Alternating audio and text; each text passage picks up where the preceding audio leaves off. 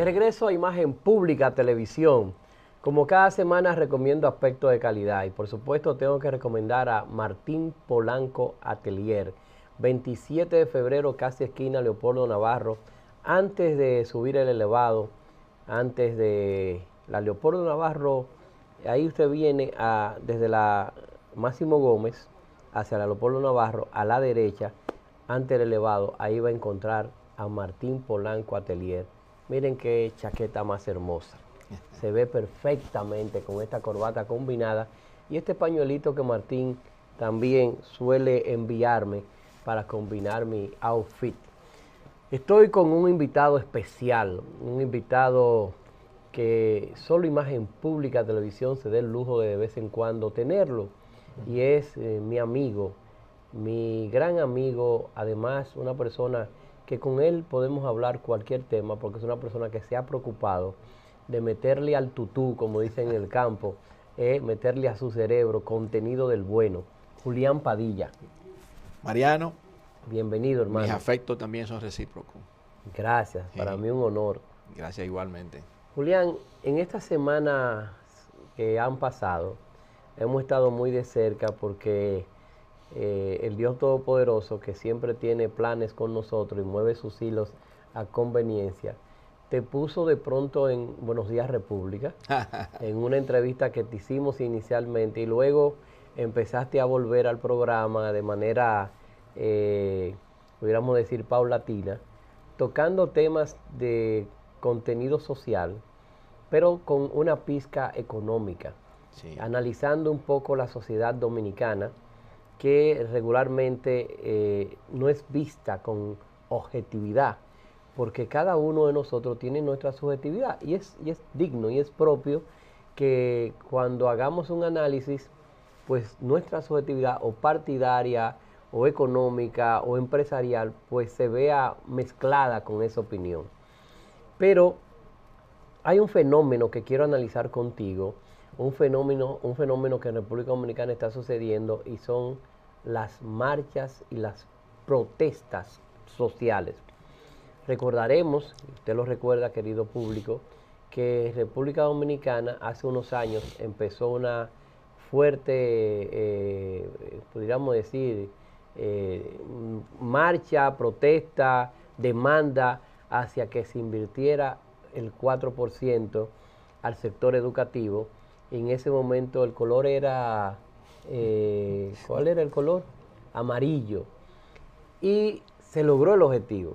El presidente Danilo Medina, en sus primeros 4 años de gobierno, acogió esa demanda de la sociedad civil e implantó en el presupuesto la inversión del 4%.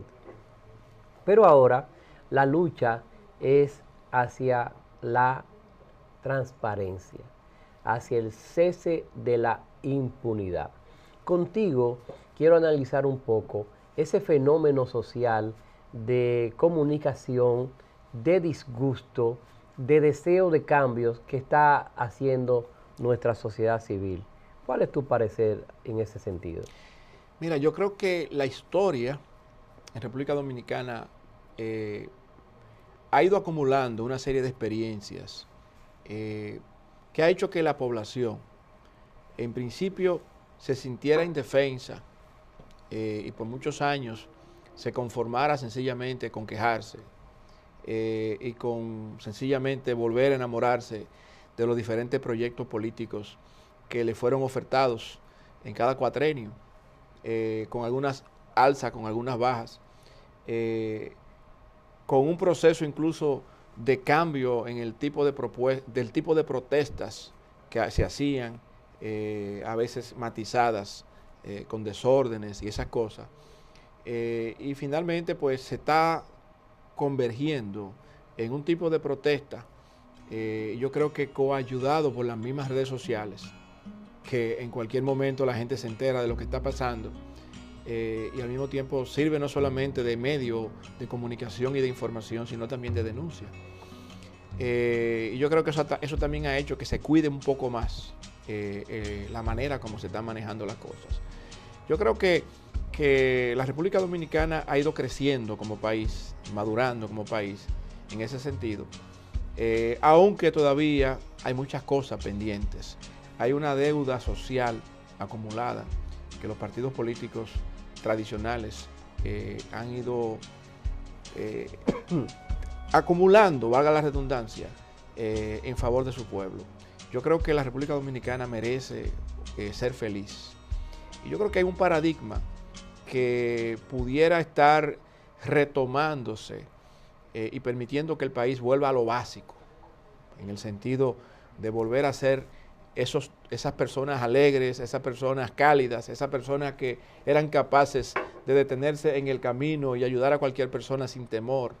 Son cosas que se han ido perdiendo. Y ese paradigma debería permitir que el norte de cualquier estrategia y de cualquier plan de gobierno sea lograr que el país sea más feliz. Y que en lugar de que el Estado, de que el pueblo de que el pueblo no sea el primer lugar, sino que el Estado sea el primer lugar, sea al revés. Es decir, que se pueda decir el Estado para el pueblo, no el pueblo para el Estado. Es decir, que los partidos políticos llegan al poder y lamentablemente no han cumplido su cometido en función de lo que el pueblo ha estado esperando. Y yo creo que el pueblo está en justo derecho tratando de que puedan resarcirse ciertas cosas que han estado ocurriendo. Sin embargo, Julián, yo he observado que esa impunidad rampante, desafiante a la sociedad, ese contubernio de la justicia en ocasiones con los delincuentes, de la policía en ocasiones con los delincuentes, hace que el dominicano pierda la esperanza. Pierda la esperanza, no, pierda la paciencia. Perdone, pierda la paciencia. Porque el dominicano no pierde la esperanza, el dominicano es un luchador.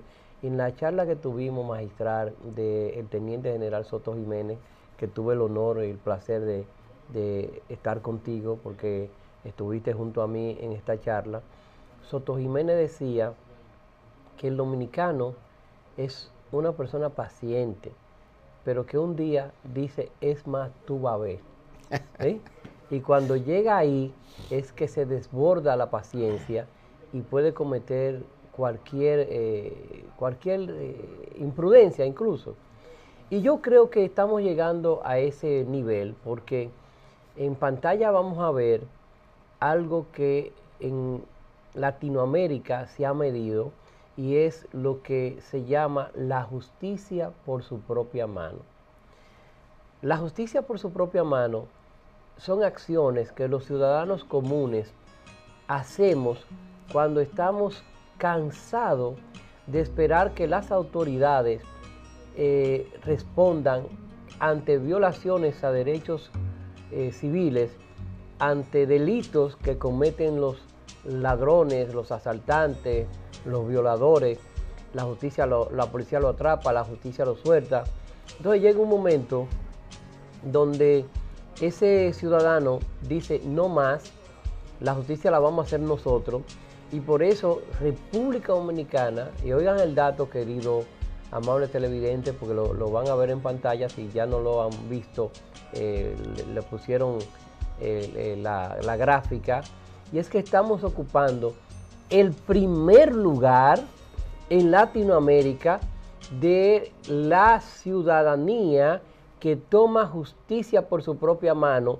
Y nosotros creíamos antes, Julián, que quienes eran más agresivos con eso eran los haitianos, que le ponían hasta una goma a la gente y lo quemaban cuando...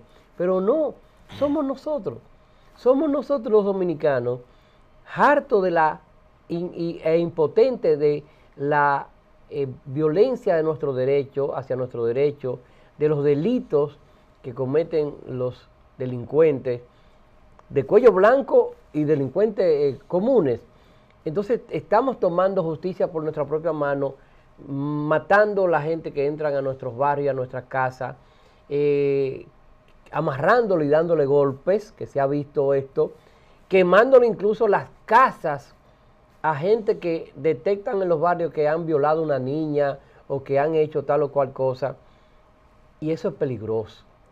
Es peligroso porque en esa vorágine de justicia por su propia mano, siempre hay inocentes que se ven afectados. ¿Qué pasa con nuestra sociedad, Julián Padilla? ¿Dónde nos perdimos? ¿Dónde perdimos la dirección? ¿Dónde nos salimos del camino? Sí, yo pienso que hay un concepto que nos puede ayudar a entender esto, y es lo que se conoce como desesperanza aprendida.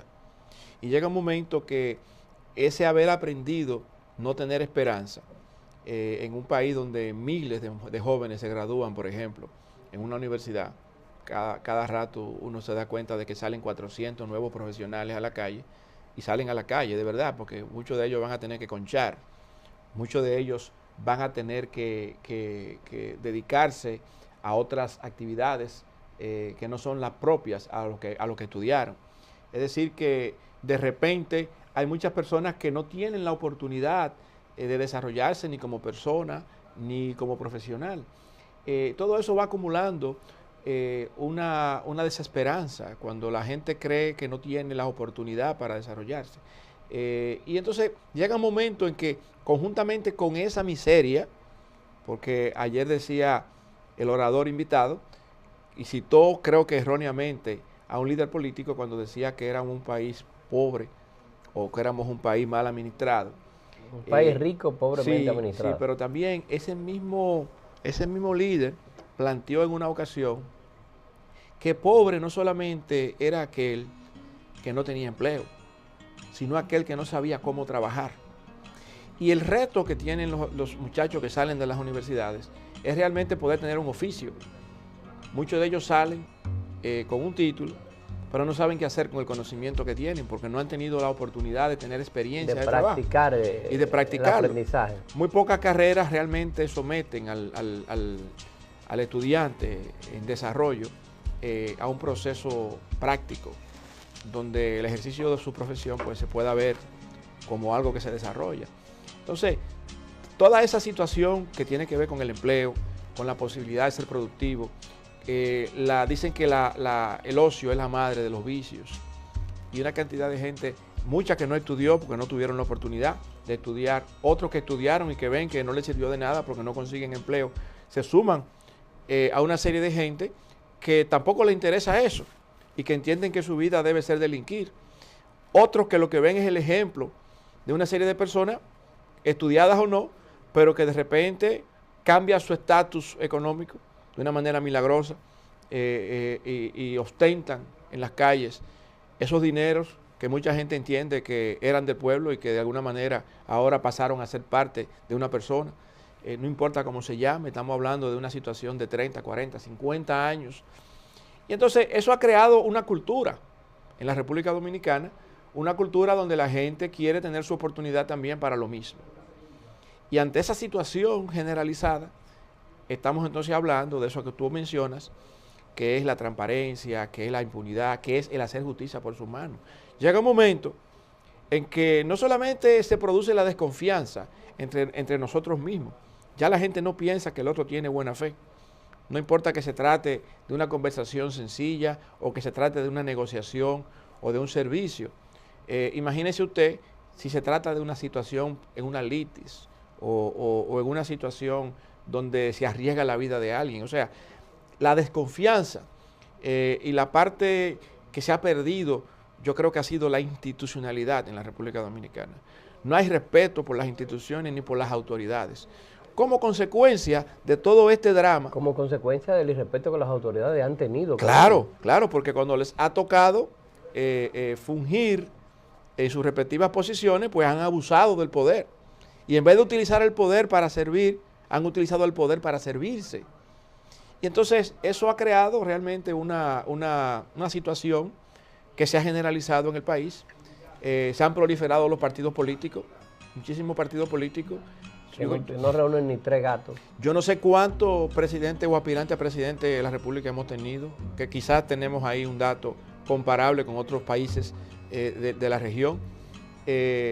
Mucha gente quiere tener un partido político porque recibe un dinero fijo de la Junta Central Electoral independiente. Y le da estatus también. Y le da un estatus. Y todo eso se suma a esa corriente postmoderna de conseguir el dinero rápido, de satisfacer sus necesidades ya, de no trabajar y esperar y sembrar para cosechar, sino sencillamente lo quieren para allá. Hay un autor, conferencista japonés, el doctor Yokoi Kendry, no sé si lo has escuchado. Yokoi Kendry plantea de que en Japón las empresas y los empresarios tardan en cosechar su éxito, lo hacen paulatinamente. Que incluso en Japón cuando alguien se saca la lotería, no lo muestra, porque le da vergüenza ostentar dinero que no ha sido producto de su trabajo. Y que, por ejemplo, en Latinoamérica, si nosotros tenemos 3 o 4 años impulsando una empresa y esa empresa no nos da para comprar una finca o para comprar un carro nuevo o un apartamento nuevo, entonces eso no sirve para nada, lo cerramos. Y que por el contrario, cuando esa empresa empieza a parir dinero, lo primero dinero que pare, cuando queremos comprar una jipeta. Así y nos descapitalizamos y terminamos sin plata. Entonces, es un buen aprendizaje de Yokoi Kendry, un consultor internacional, que nos empieza a hacer ver que todo necesita un proceso y que nada se consigue de la noche a la mañana y que esa cultura del podríamos decir, del fast food, de todo rápido, de comida rápida, que lo queremos aplicar a nuestro argot empresarial, no es bueno, porque lo que no siembra, lo que no echa raíces, con cualquier brisita se va. Sí. Es el mensaje. Nosotros vamos a un corte comercial y tras la pausa vamos a seguir analizando con nuestro gran amigo Julián Padilla sociedad, societet y protestas sociales. Es el tema que tenemos hoy aquí en Imagen Pública Televisión. Soy Mariano Abreu y vuelvo en segundos. Sociedad, protestas, societet. Es el tema que tengo con Julián Padilla. Y cuando hablo de societet, la gente pregunta, pero ¿a qué te refieres, Mariano? Me refiero a que hay una sociedad aquí que en la vitrina se presenta con ribetes de alta sociedad. Y en el fondo, esos que nos administran, esos que trazan nuestras políticas públicas, son los que al final caen presos por corrupción, son los que al final caen presos por lavado, son los que al final se ven vinculados al narcotráfico y son los que al final, dice un ex procurador, consiguen escaños perdón, en el Congreso teniendo vinculación con el narcotráfico. Tú recordarás que Domínguez Brito dijo perdón, que de los electos diputados habían varios con vinculaciones al narcotráfico. Lo malo de esto es que él no dio nombre. Entonces ahí también hay contubernio, porque si él tenía esa información,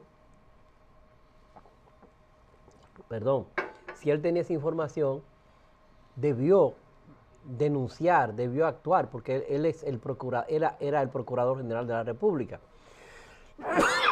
Entonces nos dejó que se infiltrara en nuestros congresos esos congresistas que él decía que estaban de alguna forma siendo financiados por el narcotráfico. Sin embargo, Domínguez Brito fue premiado con un ministerio como el Ministerio de Medio Ambiente, que tiene una nómina grandísima y que él de ese ministerio pues puede dar empleo, pues puede tener acciones de vigencia pública como la ha tenido en los últimos meses, y como él tiene un proyecto político hacia la presidencia futuramente, pues tiene su vigencia. Por eso la gente se harta. Por eso, como dice Soto Jiménez, el dominicano un día dice, y es más. Y es más, voy para la calle, y es más, arma un movimiento social que le pone un color, en este caso verde, y es más, llena la capital con una marcha multitudinaria, y es más, vamos para Santiago, y es más, entonces, ya más finamente, la sociedad empieza a fuñirse. Y por eso esa gráfica que hablé en el segmento pasado, de la justicia por su propia mano, ahí vemos que de los 10 países de Latinoamérica, nuestra amada República Dominicana se encuentra en el número 1. Y se encuentra en el número 1 por ese Y+. Ese Y+ es el que te lleva a tomar la justicia por tu propia mano, y nosotros estamos por encima de Paraguay, que es el segundo, luego Perú, nosotros tenemos 43 alrededor, 43%, Paraguay alrededor de 42%, Perú alrededor de 41%, le sigue Honduras, El Salvador, Ecuador, Bolivia, Estados Unidos, Jamaica y Haití. Fíjate dónde está Haití, hermano. Fíjate dónde está Haití. Haití está, de esos 10 países, en la escala menor que pudiéramos estar viendo, y esta fuente es Infobae, con datos del Barómetro de las Américas del acto del 2014, o sea, eso es reciente. El 2014 la cosa estaba incluso más calmada que la que tenemos hoy como sociedad. ¿Cómo sería hoy? ¿Cómo sería hoy la indignación del dominicano? ¿Y cómo estaría y qué estaría pasando en nuestros barrios y provincias cuando atrapa esa sociedad, esos amigos del barrio, a un ladrón en su comunidad? ¿Qué se vislumbra, Julián, en términos de mediano y corto plazo? Mira, la política criminal que pueda tener un país, eso lo define normalmente la Procuraduría General de la República, ¿verdad? Y el equipo de trabajo que plantea ese tipo de medidas, la Policía Nacional y el grupo fáctico que tiene que ver con todo eso, la inteligencia que tenga el país. A mí me parece que es una preocupación que tiene todo el pueblo y que también tiene que tener obligatoriamente el Procurador General de la República, y que tuvo que haber tenido también Domínguez Brito, independientemente de cualquier pensamiento que pueda tener alguien a favor o en contra, o de sus aspiraciones, si las tiene. Yo creo que realmente luchar contra ese flagelo no es tan fácil. No es tan fácil porque la descomposición que tiene el país a nivel de valores, por esa cultura que veníamos hablando ahorita, y ese deseo de conseguir dinero rápido, y ese cambio, un cambio de paradigma en República Dominicana. Antes la gente juntaba dinero, lo conseguía como sea, para irse en una yola. Eso fue un proceso, ¿verdad?, de muchos años. Y llegó un momento en que la gente pensó, bueno, pero en vez de irme en una yola, me voy a dedicar al microtráfico, para que me coma un tiburón, que me maten en la calle, y quizás tengo problemas, quizás tengo suerte y no me matan. Y doy el palo, y por ahí yo sigo. Pero volvió a cambiar el esquema, según se dice o se dijo en la prensa. Ya no era que la gente ganaba dinero con esto, sino que era mercancía la que tenía que distribuir. Y ahí entonces el negocio que tenían ellos comenzó a dañarse para ellos. Yo creo que es una situación muy difícil. Yo recuerdo que en una ocasión un amigo que estaba en aquellos momentos siendo militar, ya no es militar, me dijo, mira, yo le aconsejo a cualquier persona, y yo creo que aplica ahora más que nunca, y eso me lo dijo hace 15 años atrás, o 10 años atrás, me dijo, después de las 2 de la mañana en República Dominicana no hay seguridad para nadie, porque hay un submundo que opera, que no es el mundo que nosotros conocemos. Y en ese submundo, que es el submundo de la criminalidad, así hay jefes, síndicos, diputados, y entre ellos, no es que son diputados elegidos por el pueblo, que se llaman así entre ellos. Aquí hay escuelas para delinquir, me decía esa persona. Y yo, ¿cómo escuela para delinquir? Oh, pero fácil. Aquí hay gente que te enseñan a ti a atracar. Así como te enseñan a leer y escribir. O sea, fueron cosas que a mí me llamaron la atención. Y en aquellos momentos no se hablaba todavía, 15 años atrás, de lo que está ocurriendo ahora. Es decir, que no solamente viene el conocimiento de hacerlo mal hecho, como consecuencia de la transculturación o de las deportaciones de personas que han tenido experiencias en Estados Unidos y que vienen ya programados. Más acabado. Sí, un producto acabado, sino que también aquí hay gente que aparentemente se dedica a eso, porque ese es su negocio. Entonces, esa criminalidad se ha desbordado, la gente necesita vivir, la gente necesita sobrevivir, hay un porcentaje, hay una mezcla de personas que roban para vivir y otros que roban porque ese es su modus operandi y porque su corazón y su maldad a eso lo lleva. Hay una mezcla porque este es un país pobre, este no es un país rico. Y cada día más este país está siendo un mercado más pequeño porque hay más personas preparadas, salen de las universidades a querer ofrecer sus servicios y tienen menos posibilidades de clientes. Ya. Sin embargo, es un país que crece anualmente. Recientemente el crecimiento del Producto Interno Bruto se evidencia en un 6.18%. Recientemente, en 2016, República Dominicana fue reconocida como el destino turístico de América Latina y el Caribe más importante, pero también fue reconocida por ser el destino de golf más importante en turismo. El Valdés Albizu, en unas declaraciones recientes, mantiene como República Dominicana a través de los últimos 3 años ha mantenido un crecimiento en Latinoamérica constante de un 3%. Y en economías que se han deprimido, nosotros seguimos creciendo en algunas industrias que se han deprimido en otros países. ¿Qué nos está faltando? Porque eso no se ve. Porque ese crecimiento a lo macro no se ve en Cristo Rey, no se ve en lo Alcarrizo. ¿Qué es lo que sucede? Mira, es que el tema de la distribución de la riqueza, y mira que ahora mismo tú puedes poner, chequeas el presupuesto, la ejecución del presupuesto, hay un porcentaje altísimo de gasto corriente. De hecho, hoy salía en el periódico que el Fondo Monetario planteaba que era necesario que el gobierno pues tuviera más control sobre el gasto corriente. Porcentaje muy alto aparentemente del gasto total en gasto corriente contra lo que son las inversiones públicas. Alguien decía en estos días que eso era para mantener un poco compensada a la sociedad. Otros lo ven que eso es una manera de tener un clientelismo, ¿verdad? Político. Poder invertir más para tener más adeptos. Exactamente, para poder entonces mañana pues tener un arsenal, si se quiere, político, una maquinaria más fuerte. Pero definitivamente hay una tasa de quiebra de muchísimas empresas pequeñas, emprendedoras que salen al mercado. Se dice que la tasa de quiebra anda por el 60%, 80%, 85%. ¿Tan alto? Sí, que antes de 2 años la mayoría de las empresas pequeñas quiebran. Wow.